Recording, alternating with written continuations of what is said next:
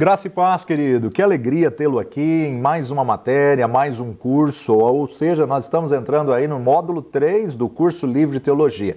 Na verdade, os módulos são independentes. Você não precisa fazer na sequência módulo 1, módulo 2, módulo 3. São matérias independentes, elas se concluem em cada módulo, mas tem uma sequência que a gente tem que seguir, tem uma sequência que a gente tem que fazer, que necessariamente não é a sequência que você precisa estudar. São muitas matérias que nós temos de teologia e você pode ir eliminando por matéria.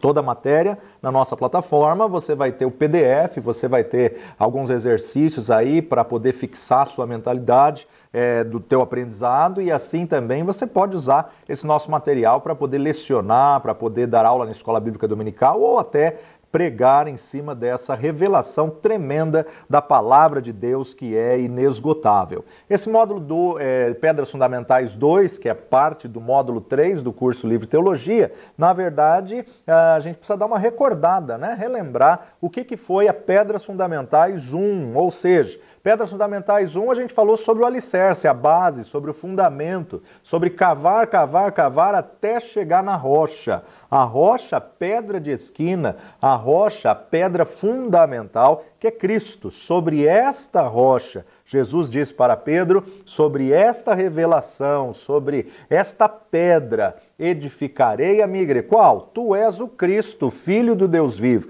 E Paulo, entendendo essa revelação, escreveu em 1 Coríntios 3,11, porque ninguém pode pôr outro fundamento além do que já está posto, o qual é Jesus Cristo. Jesus Cristo é o fundamento, Jesus Cristo é a pedra fundamental, Jesus Cristo é a pedra de esquina, Ele é o qual nós vamos estar edificando. O que significa isso? Na verdade, você aprendeu que nós somos pedras vivas. O apóstolo Pedro declarou que nós somos pedras vivas, que estamos sendo edificados, casa espiritual. Então, individualmente, nós somos edifícios de Deus. Você é templo do Espírito Santo de Deus. Então, a nossa casa espiritual, ela tem que ser construída sobre a rocha. E a rocha é Cristo. Você não pode edificar sobre a areia. Por quê?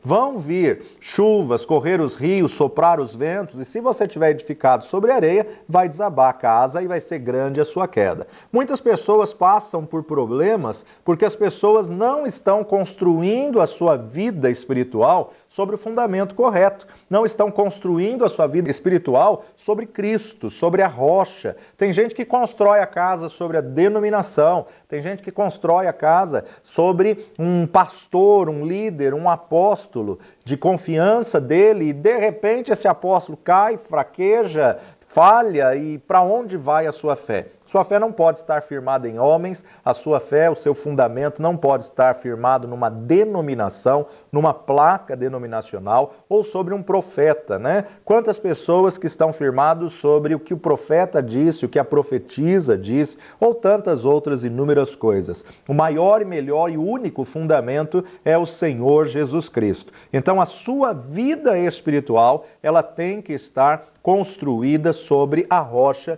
que é Cristo.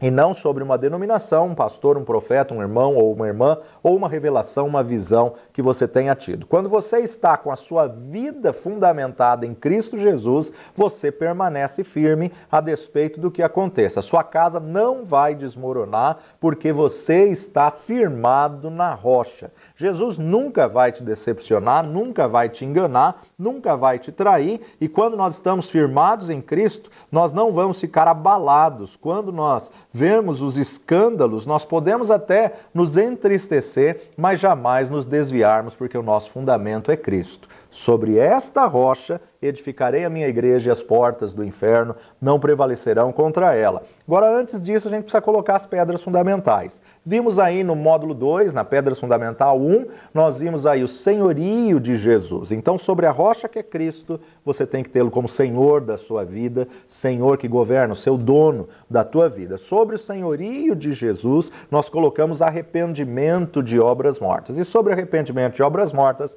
fé em Deus, essa foi o módulo anterior. Se você você não fez, adquira já e faça também para que você possa ter a revelação por completo. Mas a primeira pedra, o primeiro fundamento, o senhorio de Jesus, é ter Jesus como seu dono, ter Jesus como seu Senhor, no comando de todas as coisas em tua vida. Ele só é Senhor quando você se submete aos ensinamentos dele, quando você se submete à palavra dele. Ou seja, você não pode querer o senhorio só como passaporte de entrada para os céus. Ele não quer ser apenas Salvador, ele quer ser Senhor da tua vida. E ele mesmo disse: por que me chamais Senhor, Senhor, e não fazeis o que eu vos mando? Então ele só pode ser meu Senhor quando eu obedeço, quando eu tenho desejo de fazer a sua vontade. Sobre a pedra do senhorio de Jesus, nós colocamos, estabelecemos arrependimento de obras mortas, ou seja, metanoia ergon necros, ou seja, o morto, um corpo morto, não faz nada. Um morto não tem reação. A obra morta, ela não pode produzir nada além de morte, né? O morto, em contato, na verdade, com outras pessoas, se aquilo começa a se decompor, entrar em estado de decomposição, isso pode gerar morte. Então, na verdade, o morto só pode produzir morte. Tem muita gente gastando tempo, gastando energia, fazendo tantos feitos, mas não passam de obras mortas. O cristão, ele vai ser julgado segundo as suas obras. Ele não é salvo pelas obras, como nós vimos na aula passada. Ele não é salvo pelas obras. Ele é salvo através do sacrifício de Cristo Jesus, pela fé. Então, ele é salvo através disso. Mas se você tem fé, você tem que mostrar obras de fé, que vão ser as recompensas, os galardões, ou seja, o julgamento do Cristo, do crente, não é o juízo final. O julgamento do crente, ele vai ser justamente num local onde ele vai receber a recompensa. E a questão se ele vai para o céu ou para o inferno, ele tem que decidir em vida, aqui no corpo dessa carne,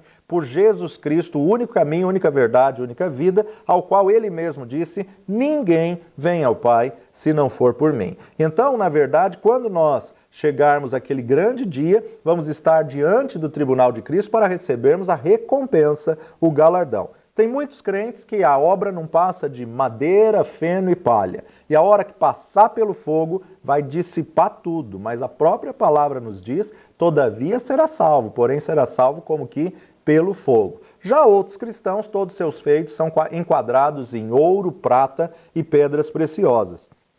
Muitas pessoas acham que trabalharam tanto para o Senhor, que fizeram tanto para o Senhor, mas faziam para se aparecer, faziam para se demonstrar aos outros ou para se vangloriar. E isso, na verdade, a pessoa não fazia por fé, achando que eram essas obras que estavam agradando a Deus, mas não eram obras de fé. E nós já vimos aí em Hebreus capítulo 11, versículo 6, que nos diz: sem fé é impossível agradar a Deus, porque é necessário que aquele que se aproxima de Deus creia que Ele existe e que é galardoador dos que o buscam. Então, se a obra não é obra de fé, ela nunca vai produzir recompensa, ela nunca vai gerar galardão. Então, nós nunca devemos nos esquecer que o Senhor espera que nós venhamos produzir obras de fé. Orar é errado? De maneira nenhuma. O próprio Paulo nos disse: orai sem cessar. Jejuar é errado? De maneira nenhuma.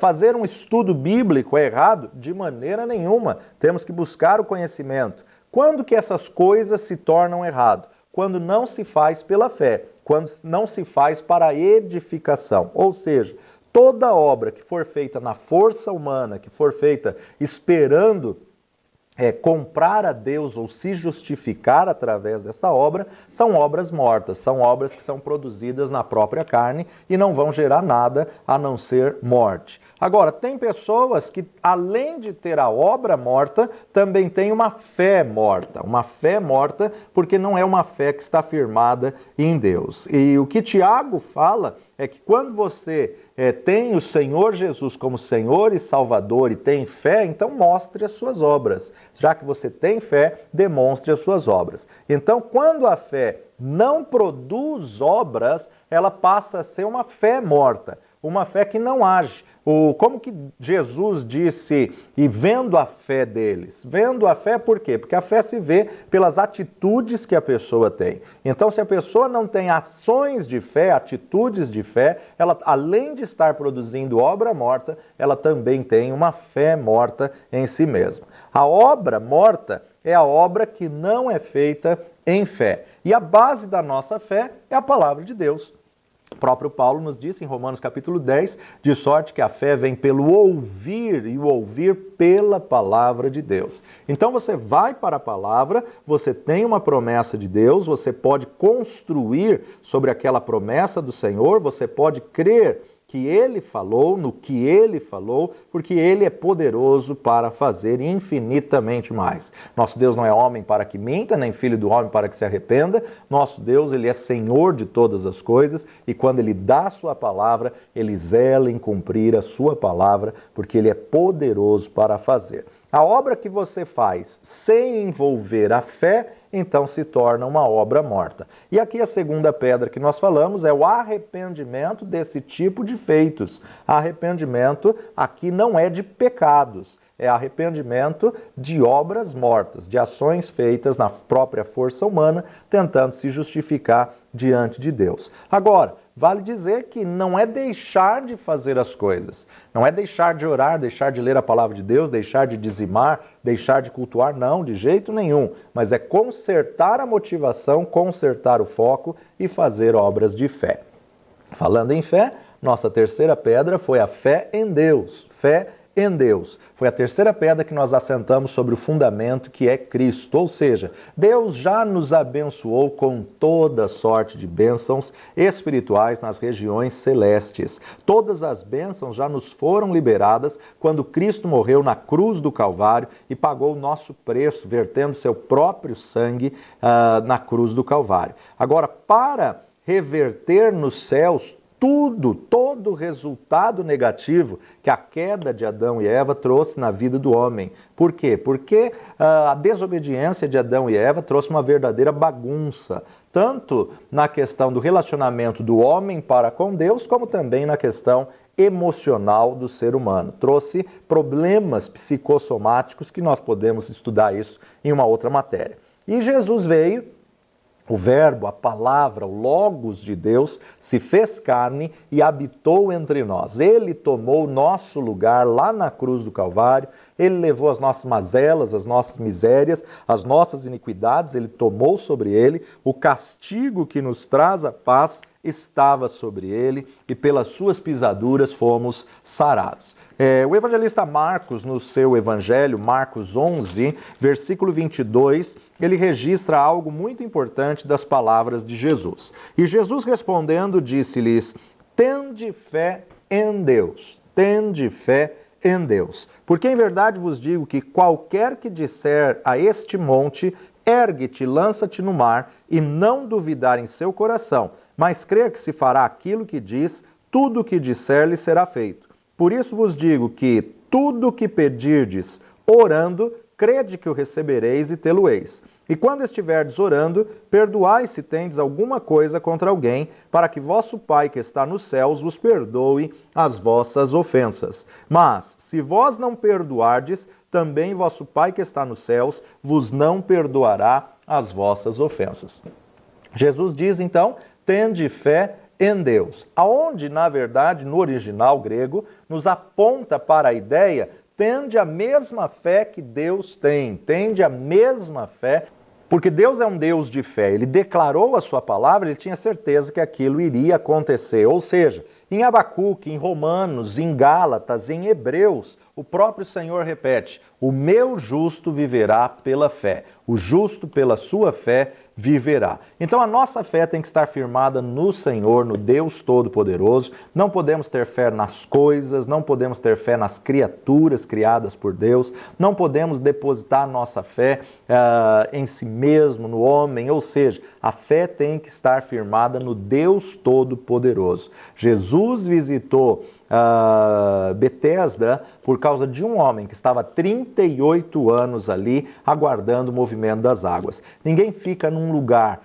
38 anos sem acontecer nada se não crê. Crer, ele cria, Falamos aí na aula passada duas características que todo ser humano tem. Todo ser humano é um ser crédulo e é um ser adorador. Todo ser humano acredita em alguma coisa. Se ele não encontrar o Deus verdadeiro, ele vai eleger algo para acreditar, para depositar sua fé. Agora, se ele não adorar ao Deus verdadeiro, ele vai eleger algo para adorar, nem que for a si mesmo ou for a posição de não Deus. Mas ele tem essa característica como um ser criado por Deus, é um ser adorador e é um ser crédulo, é um ser que tem a capacidade de crer. E chegamos agora no nosso módulo 3, Pedras Fundamentais 2, que é justamente a doutrina dos batismos. A doutrina dos batismos. Eu sei que você já deve estar se perguntando ou trazendo à memória um texto bíblico de Paulo em Efésios que diz uma só fé, um só batismo. Vamos explicar isso na matéria,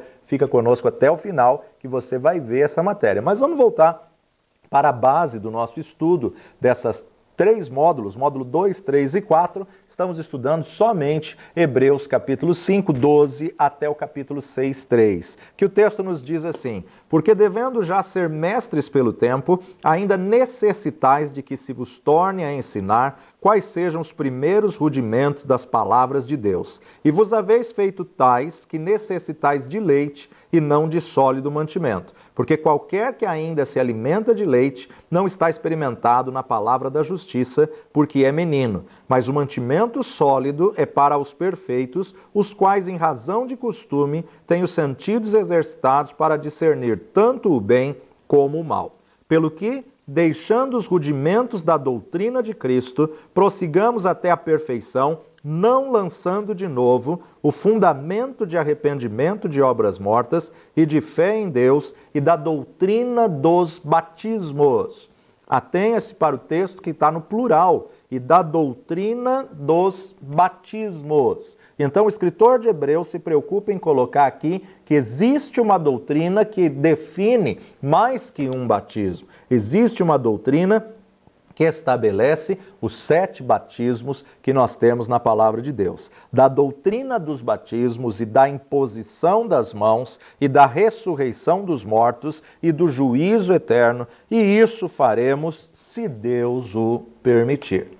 O ensino sobre o batismo nós estabelecemos como Pedras Fundamentais 2, ou módulo 3, e depois da Pedras Fundamentais 2 nós estaremos trabalhando Pedras Fundamentais 3, que é a continuação do texto aqui. Imposição de mãos, ressurreição de mortos e juízo eterno. Essas 3 últimas pedras nós vamos ver no próximo módulo, módulo 4 do curso de teologia, curso livre de teologia da rede de ensino Instituto Jaf. Mas vemos aqui o escritor de Hebreus definindo como doutrina dos batismos. O primeiro batismo, na verdade, chamado de batismo pré-Cristo, ou também chamado de batismo de João, ou ainda chamado de batismo no arrependimento. Batismo no arrependimento. É o primeiro batismo que nós definimos aí, que ele vem antes do senhorio. Ninguém pode dizer que Jesus é Senhor se não for através do Espírito, mas é o batismo pré-Cristo. Depois do batismo pré-Cristo, nós temos o batismo em Cristo. O batismo em Cristo é o batismo no corpo de Cristo.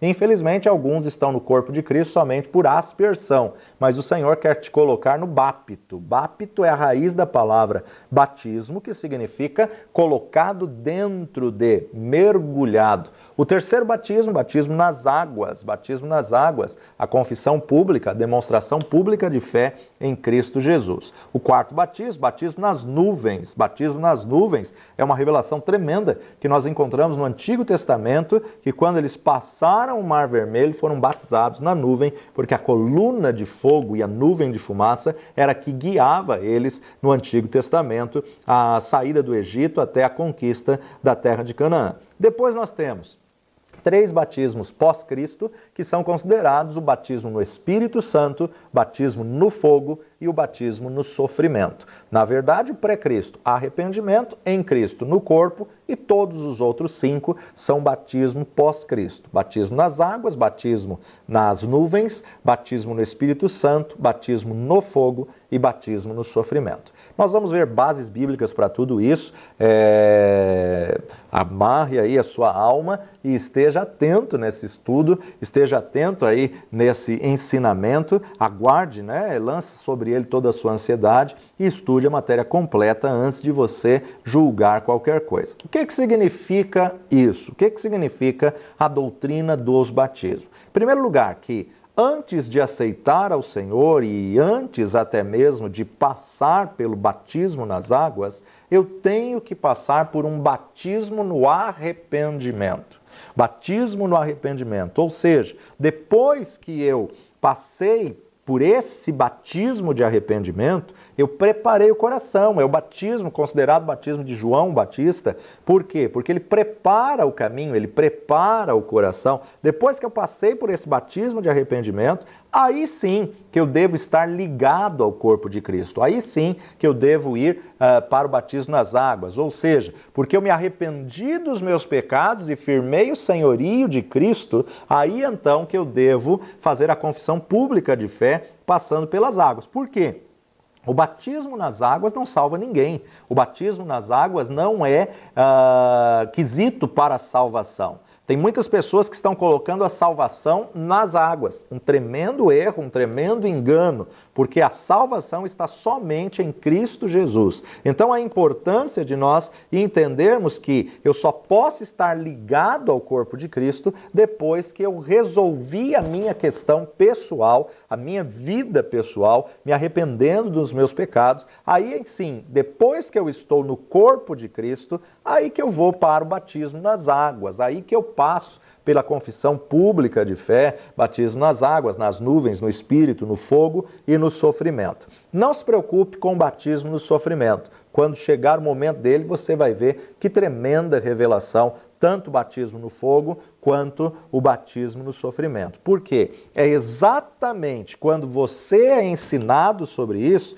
que você aprende, que você entende, talvez algumas coisas que você já passou na sua vida, porque o batismo no fogo e o batismo no sofrimento é só depois que você já confessou Jesus como Senhor e Salvador da sua vida. É só depois que você já tratou da questão do arrependimento. Quando nós amamos ao Senhor, tudo que já aconteceu na nossa vida está no controle absoluto do nosso Deus. Deus sabe como trabalhar, Deus sabe como fazer, Deus sabe como tratar cada uma das situações. Então, se você passar por uma situação difícil, complicada, algum problema, o Senhor está permitindo, porque Ele está construindo algo, Ele está lapidando a tua vida, Ele está te preparando para algo muito maior ou te treinando para algo muito melhor. Ninguém vai passar por algo em vão. Por isso que a palavra de Deus nos diz que todas as coisas cooperam para o bem dos que amam e servem a Deus. E se você atravessa isso, passa por esse deserto, você na hora pode até não entender o benefício que isso vai produzir, mas lá na frente você vai entender o propósito de cada uma das coisas. O batismo no sofrimento é pessoal, é um momento de Deus na vida da pessoa e é o mover de Deus sobre a vida da pessoa. Agora, só Ele conhece a nossa estrutura, só Ele conhece o nosso interior, a nossa alma, e Ele sabe aquilo que você vai suportar, aquilo que você pode suportar. Então a nossa quarta pedra, ela é dividida em 7 partes. É uma pedra só, dividida em 7 partes. A pedra se chama Doutrina dos Batismos, ou conforme nos escreveu aqui o escritor de Hebreus, no capítulo 6, versículo 2. E da doutrina dos batismos. Doutrina dos batismos. Então, essa é a pedra que nós vamos estabelecer nesse módulo 3, na Pedras Fundamentais 2, Doutrina dos Batismos, que são 7. Começando pelo batismo pré-Cristo, batismo de arrependimento, ou batismo de João. Logo depois, o batismo em Cristo, que é o batismo no corpo. E depois do batismo em Cristo, o batismo pós-Cristo, que são os 5. Batismo nas águas, batismo na nuvem, batismo no Espírito Santo, batismo no fogo e batismo no sofrimento. Já que vamos falar tanto sobre batismos nessa matéria, temos que entender o que significa batismo. Qual é a definição do termo batismo? Batismo, na verdade, vem da raiz da palavra bapto, bapto no grego, que é onde vai surgir aí o verbo batizar ou baptizar. Batizar é bom nós entendermos o que significa, porque talvez você já foi batizado ou vai ser batizado em algum desses 7 batismos que esteja faltando, e você tem que entender exatamente o que significa o termo. Nós temos que colocar uma sequência no nosso estudo, mas isso não significa que Deus vai trabalhar na tua vida dessa ordem. Batismo de arrependimento no corpo, batismo nas águas, nas nuvens, depois o Espírito Santo. Depois do batismo em Cristo, Deus pode trabalhar de qualquer ordem, mas tudo tem que começar com o batismo do arrependimento. E o que significa então o termo do grego bapto? A palavra batismo, ela não existia no inglês ou no português, ela foi uma palavra que na verdade foi transliterada do grego, ela não foi traduzida porque não havia tradução para a palavra bapto. E a palavra bapto no original em grego, nós entendemos que ela é uma palavra que ela significa colocado dentro de. Então, quando falamos que não existia essa palavra, seja no português, seja no inglês, ela foi transliterada, ou seja, o que mais se aproxima da língua em português ou em inglês, mas vinda da raiz do grego, que bapto significa batismo. O termo no original em grego, o termo no original em grego, ele ocorre 3 vezes no Novo Testamento, em contexto geral de como ela aconteceu. Por exemplo, Lucas capítulo 16, veja que é o termo da palavra e não o que ela significa, não o batismo em si, mas o termo da palavra. Jesus está contando uma parábola de rico e Lázaro, Jesus está contando acerca da eternidade e Jesus usa o termo bapto no versículo 24 do capítulo 16 de Lucas, da parábola rico e Lázaro.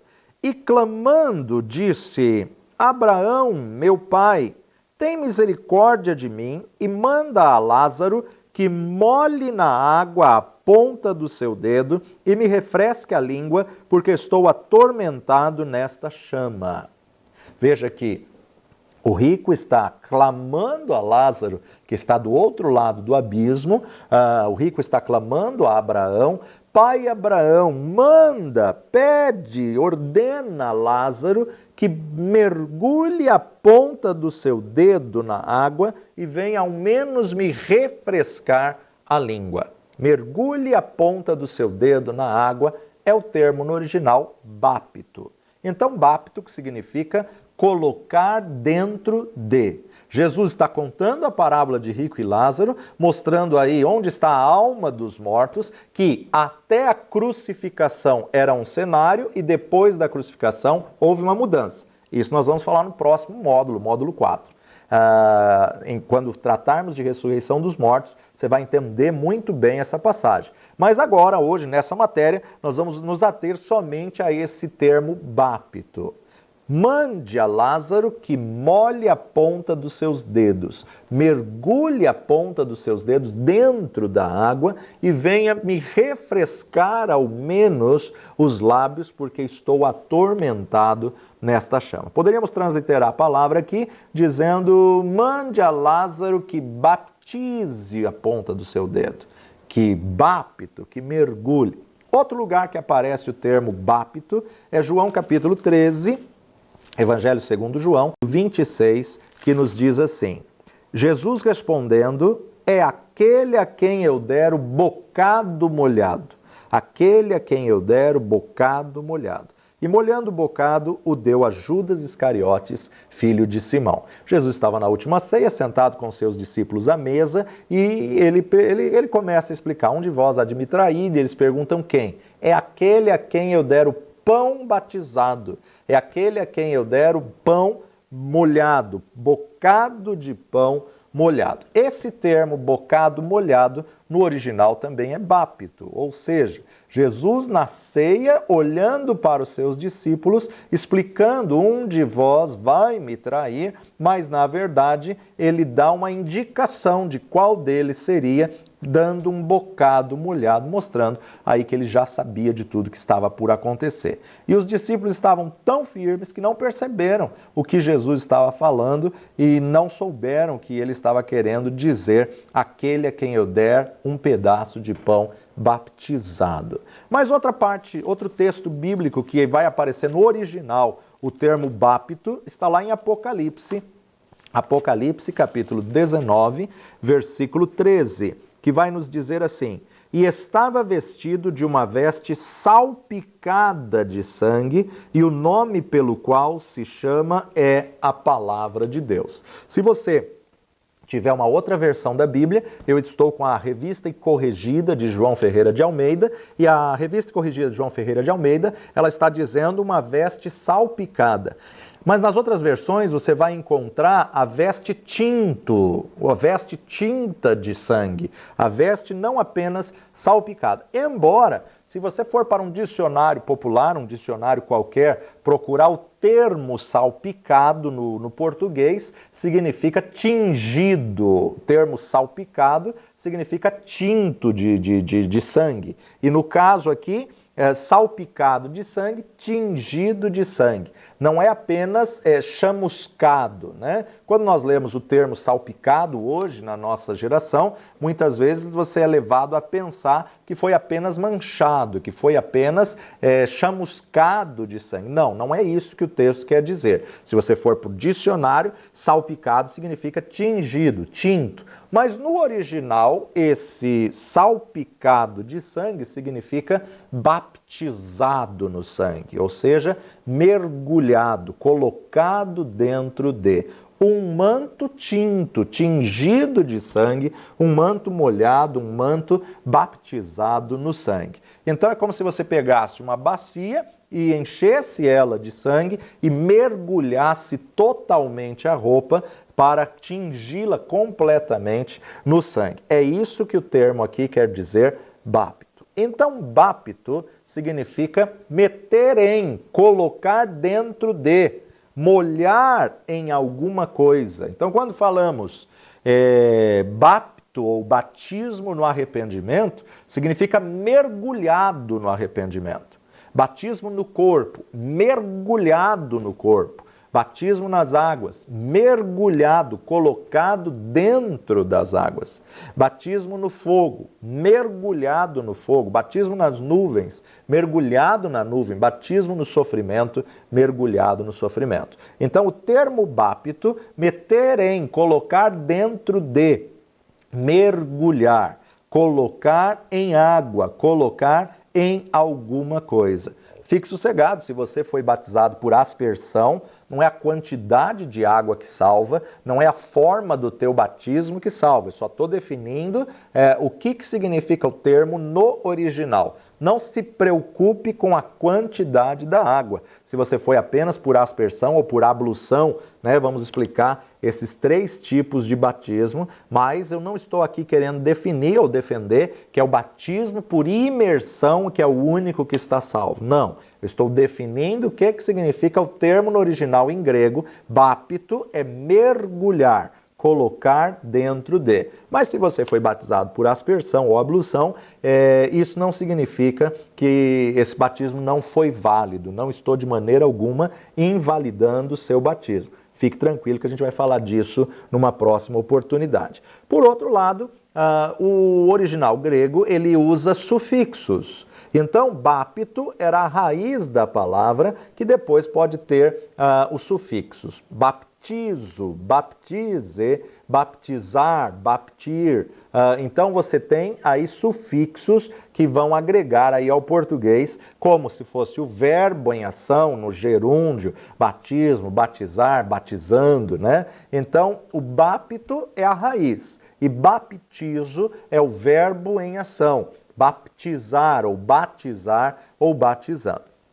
Na Septuaginta nós já estudamos no módulo 1, falando acerca da edição dos 70. A edição dos 70, quando o Império Grego estabeleceu que iria traduzir todo o Antigo Testamento, pegaram 6 judeus de cada tribo, formando então 72 pessoas para uma tradução, que ficou conhecida como a tradução dos 70. Quando se traduziu o Antigo Testamento para o grego, nessa tradução que é perfeita, que é completa do Antigo Testamento, por isso até hoje a edição da Septuaginta tira as dúvidas de uma nova tradução. Então, na verdade, quando Ptolomeu exigiu isso, ele colocou 12 pessoas, 6 pessoas de cada uma das 12 tribos, 72 pessoas, para conferir uma tradução, para que ela não tivesse favorecendo nenhuma das 12 tribos e ficasse, na verdade, no original. Isso aconteceu no 3º século antes de Cristo e Ptolomeu, então, exigiu que esses 72 judeus das 12 tribos vertessem a Torá do hebraico para o grego. E quando se traduziu o Antigo Testamento? Para nós, antigo, para eles até hoje, o Tanakh. Por quê? Porque a Grécia priorizava a questão do conhecimento, do ensino, e qualquer local que eles conquistavam uma província, eles estabeleciam uma biblioteca. Tanto é que a Biblioteca de Alexandria, na época, foi considerada uma das maiores maravilhas do mundo, uma das 7 maravilhas do mundo, e Ptolomeu queria colocar nessa biblioteca um volume do Tanakh, um volume dos livros do Antigo Testamento em grego. Nesse período, inclusive, é o período em que é introduzido os livros apócrifos. Os livros apócrifos. Eles foram copiados e fizeram parte da Septuaginta, mas não fazem até hoje parte do Tanakh. E quando essa tradução aconteceu, o termo bápito, ele apareceu no Antigo Testamento na situação tão conhecida de Naamã, ou seja, segundo de Reis, capítulo 5, verso 14, segundo livro de Reis, capítulo 5, verso 14, o qual o texto vai nos dizer assim: então desceu e mergulhou no Jordão 7 vezes, conforme a palavra do homem de Deus, e a sua carne tornou como a carne de um menino e foi purificado. Sabemos que esse fato aconteceu por ordem do profeta Eliseu. Naamã, o chefe dos exércitos do rei da Síria, foi até Eliseu para ser curado. Eliseu nem saiu para o atender, mas mandou uma ordem: vai e mergulha no Jordão 7 vezes. A princípio ele resistiu, mas um dos que estava com ele na caravana o insistiu para que ele pudesse então se mergulhar ali. Interessante que o texto, o Eliseu tinha ordenado que ele mergulhasse 7 vezes. Não tem nenhuma inferência acerca dos 7 batismos, da doutrina dos batismos. Mas a gente pode aí coligar como uma metáfora muito interessante. Mas ele então, nesse original, ele desceu e mergulhou. Na Septuaginta, esse termo mergulhou dá bápito, porque ele foi colocado dentro da água do Jordão 7 vezes. Foi mergulhado dentro da água do Jordão, mediante a ordem que Eliseu tinha dado no versículo 10. Então Eliseu lhe mandou um mensageiro dizendo: vai e lava-te 7 vezes. Vai e lava-te 7 vezes no Jordão, e a tua carne te tornará e ficarás purificado. Quando Naamã era leproso, uma menina de Israel disse: ai, se esse meu senhor fosse lá na minha terra, ele saberia que há Deus em Israel, ele seria curado. Naamã pediu cartas para o seu rei, para que pudesse recomendá-lo ao rei de Israel, e quando ele chega ao rei de Israel, o rei de Israel ficou todo temeroso, achando que, na verdade, isso era uma armação, que ele estava querendo causar alguma encrenca, alguma coisa.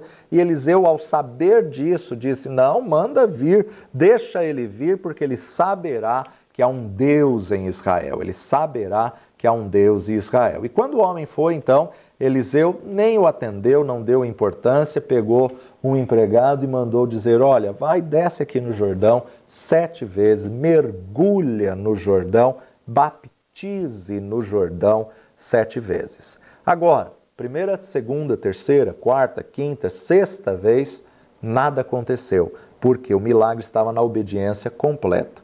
Obediência parcial é desobediência.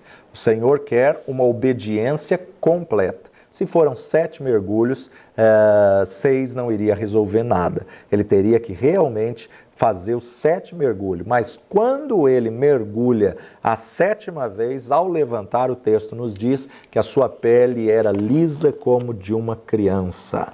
Ou seja, 7 aponta aí para a perfeição, aponta para a perseverança, aponta para a obediência, mas acima de tudo, nós observamos que era cumprimento da ordem de Deus. Vivemos hoje numa época muito imediatista e muitos não têm paciência de esperar o tempo certo, não tem paciência de permanecer, né? A nossa geração drive-thru é uma geração que quer resposta rápida. Assim como tem o fast food, a comida rápida, quer também a resposta rápida e esquece que existe um protocolo do Senhor. Achamos que a resposta do Senhor é um fast food, achamos que a resposta do Senhor é um drive-thru, que você passa numa cabine, faz o seu pedido, vira o quarteirão e já retira aquilo que você encomendou. E muitas vezes não notamos nenhum sinal de mudança, desistimos ou ficamos indiferentes. Todo aquele que é dirigido pelo Espírito Santo de Deus, ele não necessita ficar correndo atrás de sinais. O próprio Jesus nos ensinou isso. Nós não necessitamos ficar correndo atrás de profecias, de revelações, visões ou coisas humanas. Então não fique correndo atrás desse tipo de manifestação. Cremos na manifestação, mas quando Deus quer falar, você não precisa ficar procurando, correndo atrás. A maior revelação do Senhor é a palavra, e o próprio Senhor revelou ao profeta Oséias: o meu povo perece por falta de conhecimento. E porque tu rejeitaste o conhecimento, também te rejeitarei a ti e a teus filhos, para que não sejam sacerdotes diante de mim. Então nós temos que buscar conhecimento. O próprio Jesus, testificando essa profecia dada por Deus a Oséias, ele vai dizer: errais não conhecendo as Escrituras e nem o poder de Deus. E a grande verdade é que quando a pessoa fica correndo atrás de sinais, ela pode encontrar um espírito de engano, ela pode encontrar um espírito de encantamento e começar a receber profetadas, visagens e revelamentos humanos que não vão levar em nada. Mas Naamã não. Naamã recebeu uma ordem de Deus dada através da boca do profeta Eliseu. Naamã recebeu a bênção porque ele perseverou, cumpriu exatamente o que o profeta tinha dito e, além disso, ele obedeceu. São 7 mergulhos, são 7. Não são 6. E a palavra de Deus, o próprio Jesus nos diz: se vós permanecerdes em mim e as minhas palavras permanecerdes em vós, pedireis o que quiser e vos será feito. O nosso Deus, como já vimos aqui no curso, ele se submete à sua própria palavra.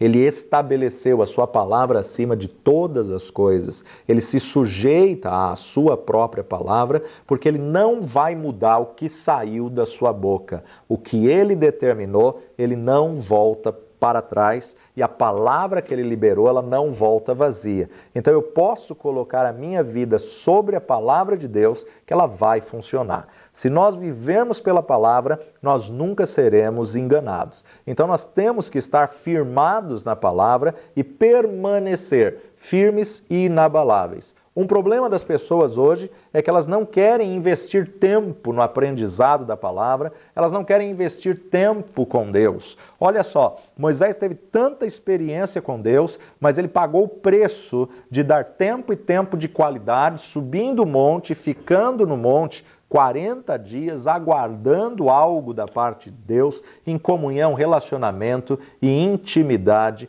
com o Senhor Todo-Poderoso. O profeta Oséias também declara no seu livro: conheçamos e prossigamos em conhecer ao Senhor. Oséias 6. Nós temos que investir tempo com Deus e tempo com qualidade, e investir é conhecer a sua palavra. Conhecendo a sua palavra, vamos conhecer a Cristo. Estudar, meditar no livro desta lei. Temos que aprender a aprender com a palavra de Deus. Chegamos então à doutrina de batismos. Para terminarmos essa primeira aula do segundo módulo, fica aqui uma dúvida, né? Paulo vai dizer aos irmãos de Éfeso, a partir do capítulo 4, versículo 3 em diante, procurando guardar a unidade do Espírito pelo vínculo da paz. Há um só corpo, um só Espírito, como também fostes chamados em uma só esperança da vossa vocação, um só Senhor, uma só fé, um só batismo. Muitas pessoas rejeitam a doutrina dos batismos porque Paulo falou aqui que há um só batismo. Temos que entender que esse texto não anula Hebreus capítulo 6, verso 2. Na verdade, como que fica agora se Paulo disse um só batismo e se o escritor de Hebreus escreveu a doutrina dos batismos? A grande verdade é, o escritor de Hebreus, ele estava falando da doutrina como um todo. Ele estava falando do fundamento, das pedras fundamentais como um todo. Batismo no arrependimento, ou batismo de João Batista, o batismo pré-Cristo, batismo em Cristo, ou batismo no corpo, batismo nas águas, batismo na nuvem, batismo no Espírito Santo, batismo no fogo e batismo no sofrimento, é a doutrina dos batismos. E quando Paulo está falando aos irmãos de Éfeso, um só batismo, ele está dizendo que quando você passou pelas águas em uma denominação, você não precisa ficar rebatizando em outras. Há muitas igrejas chamadas evangélicas que não aceitam o batismo nas águas de outras denominações. Esse é um grande erro, porque quando Paulo está dizendo um só batismo, ele está dizendo, uma vez que você já passou pelas águas, aí o seu batismo não foi na denominação. Não é um batismo denominacional. Se o seu batismo foi em nome do Pai, do Filho e do Espírito Santo de Deus, teu batismo é válido. E esse batismo é um só. Ai, mas eu não tinha todo o entendimento da doutrina dos batismos. Posso me rebatizar? Não. O batismo nas águas é um só. Com o entendimento ou sem esse entendimento, você tem que crer, porque a salvação não está no batismo. A salvação está pela fé em Cristo Jesus. Então a grande verdade é que o escritor de Hebreus está dando o fundamento, como fundamento é a doutrina inteira, os 7 batismos. E Paulo, quando vai escrever aos irmãos de Éfeso, ele está falando acerca de um único batismo, que é o batismo, que é a confissão pública, que é a demonstração pública de fé e prática, um batismo que coloca a pessoa no corpo de Cristo. Fique conosco nessa matéria tremenda e poderosa, fique conosco nessa revelação que nós vamos estar entrando na próxima aula para entendermos um pouquinho mais o que significa batismo de arrependimento, batismo no corpo, batismo nas águas, batismo nas nuvens, batismo no Espírito Santo, no fogo e no sofrimento. Que o Senhor te abençoe poderosamente, te vejo na próxima aula.